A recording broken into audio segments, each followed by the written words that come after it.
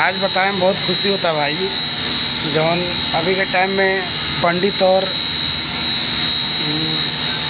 यादव में जो लड़ाई चलता और ओकरा बाद जौन नीला कबूतर मतलब जेके पहले के लोग जानत रहे संविधान के निर्माता डॉक्टर भीमराव अम्बेडकर जी। सब कोई जानते रहे कि संविधान के निर्माता डॉक्टर भीमराव अम्बेडकर जी रहे, लेकिन आज तो के भाई लोग आज बताएं बहुत खुशी होता।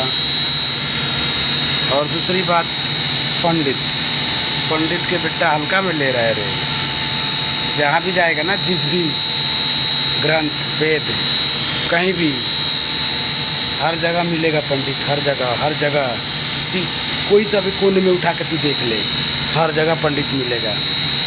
बाकी जो मैं अगर झूठ बोल रहा हूँ देख लो, दिल्ली में बैठक हुई है इसकी, बाकी आप सब देख सकते हो। BN राव यानी भारतीय संविधान की निर्माता अब सिर्फ नाम नहीं एक ब्रांड बन चुके हैं। पूरा देश अब इनको जान रहा है, पहचान रहा है और अब तो दिल्ली के कॉन्स्टिट्यूशनल क्लब में एक बड़ी सभा भी आयोजित। संविधान के जो निर्माता है अगर डॉक्टर भीमराव अंबेडकर है तो फिर BN राव कौन है?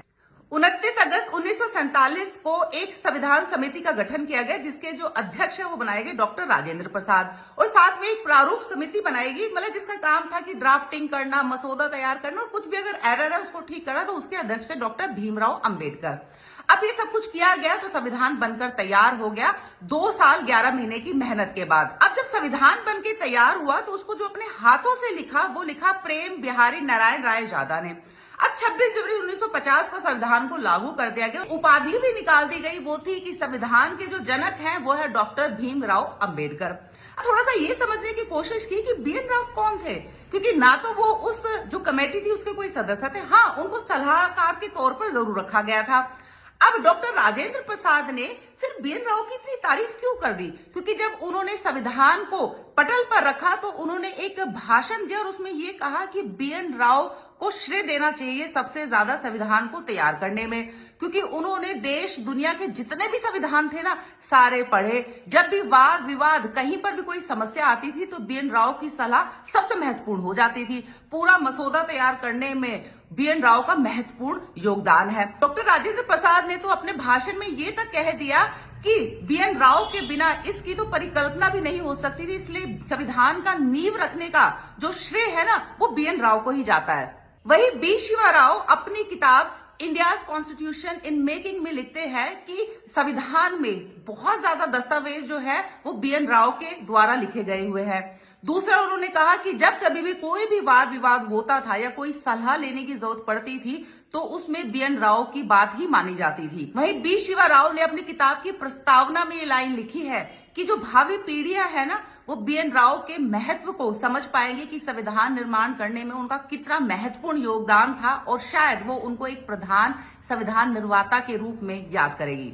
कर्नाटका के हाई कोर्ट के जो जज थे ना उनका भी एक स्टेटमेंट आ गया कि भाई जो संविधान समिति जो बनी थी खासकर अंबेडकर की अध्यक्षता में जो थी उसमें 7 में से जो 3 लोग थे ना वो ब्राह्मण थे। अब उनका भी महत्वपूर्ण योगदान रहा इस संविधान को तैयार कराने में। इवन BN राव की मैं बात करूं जिनके ऊपर बताया जाता है कि सबसे ज्यादा योगदान उनका रहा, सबसे ज्यादा दस्तावेज संविधान में उनके शामिल है, सलाह उनकी मानी जाती थी। जितने भी ज्यादा से ज्यादा संविधान है उन्होंने उनको पढ़ा, उनके बारे में जाना और फिर ये सारा मसौदा तैयार किया। तो ब्राह्मणों का बहुत ही महत्वपूर्ण योगदान रहा है इस संविधान को तैयार करने में। लेकिन बात अब ये आती है कि जब संविधान को तैयार करने में इतने सारे लोगों का इतना महत्वपूर्ण योगदान थे, इवन राजेंद्र प्रसाद खुद कहते हैं कि इसका सबसे ज्यादा अगर श्रेय किसी को जाता है तो BN राव को जाना चाहिए, उसके बावजूद भी इतनी बड़ी उपाधि संविधान के जनक सिर्फ भीमराव अंबेडकर को ही क्यों दे दी?